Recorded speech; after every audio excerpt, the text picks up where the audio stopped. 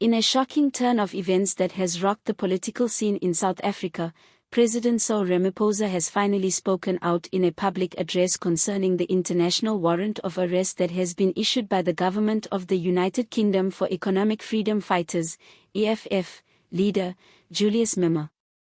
Speaking in a joint press conference with visiting leaders from the European Union in Union Buildings in Pretoria, Ramaphosa has confirmed that his office has been briefed by the Department of International Relations and Cooperation, DIRCO, and the South African Police Service, SAPS, concerning the move by the UK.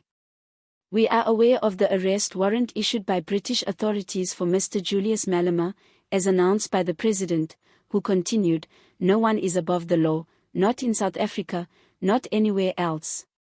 This was reported as a measured move by many analysts concerning a situation that has all the potential of turning into a political firestorm. This follows a reported move by a magistrates' court in the UK, which has issued a sealed warrant for Malema in compliance with a major investigation concerning a major British company, Rutherford Consulting Ltd., which has been found to be a cover for various illicit funds linked to top political leaders in Africa. According to a release from the UK's National Crime Agency, NCA, and Interpol, Malema is suspected of receiving, either knowingly or indirectly, benefits of over £4.2 million, which translates to around 100,000,000 rand, which has been laundered using offshore corporate accounts linked to Rutherford Consulting between 2020 and 2023. According to British investigations, Rutherford Consultant has been found to be a politically protected laundering vehicle for African political elite using payments for phonic consultation services for no-existent Pan-African land reform projects as a cover for laundering illicit proceeds amounting to £4.2 million that has been laundered using offshore corporate accounts linked to Rutherford between 2020 and 2023. Malema, known for his passionate populism and anti-imperialist speeches, has flatly denied the charges, declaring that this UK warrant for my arrest has all the characteristics of a form of colonization in reverse, disguised as due process. His principal position has inspired his supporters while further polarizing the political atmosphere in South Africa. "We will not preempt legal proceedings or interfere with the sovereignty of other nations," declared Ramaphosa, a move that has been interpreted as a measured attempt to take a firm but diplomatic posture, assuring their foreign partners of their country's disposition towards respecting the principle of due process, without further fueling posturing from his domestic political support circles in the EFF who perceive this whole offer as a form of a political assault from without. Malema, like every citizen of our great country, has every right to be presumed innocent until proven otherwise, and in our understanding of democratic ideology, never can political status ever offer a shield from having to take responsibility for his actions. In the meanwhile, back in South Africa, sources close to Ramaphosa confirm that he has been receiving a lot of heat from every corner of the political spectrum to finally make a pronouncement and expose himself from this prolonged silence.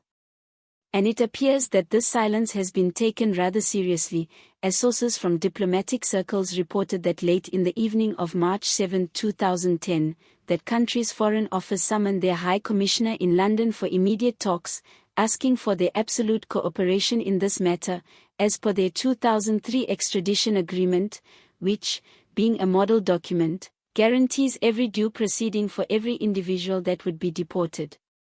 While this remains in place as a model document between their relations, it looks, however, that this present political firestorm, with which every individual caught in this political crossfire, has brought forward questions upon this customized model as to how this would all stand out in this political firestorm which this has taken on.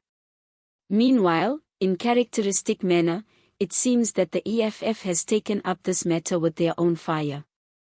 This has been done through their emergency briefing meeting in their Mpantine offices, where their spokesperson, Vonnie Pambo, declared that these warrants are merely political charges of a witch hunt against, as per our view of this matter, the only remaining political voice in all of Africa.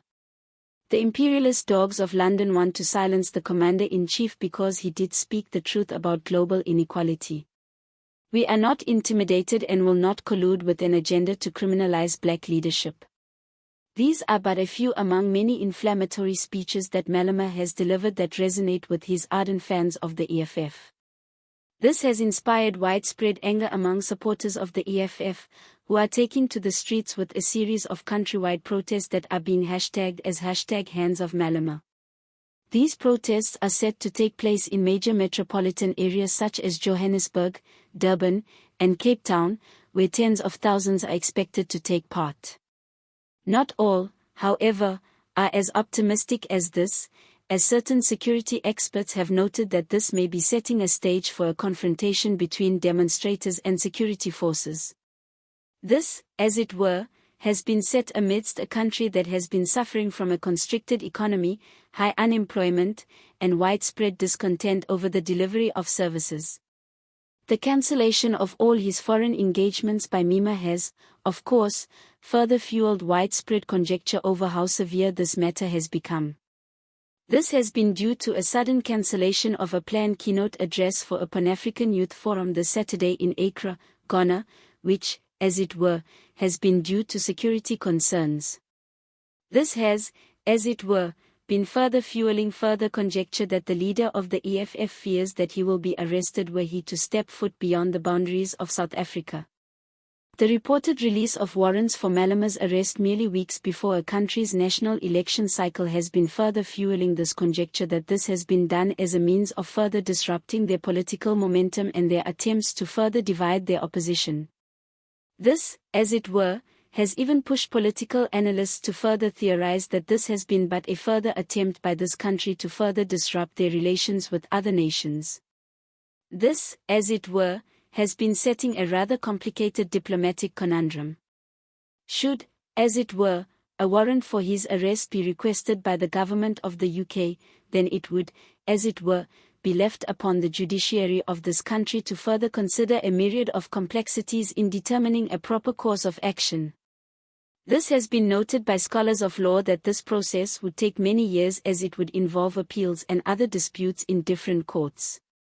Because of Malema's influence as well as his passionately supportive masses, imprisonment and extradition proceedings would most likely lead to widespread public disorder as a test of commitment to constitutional rule in this part of Africa.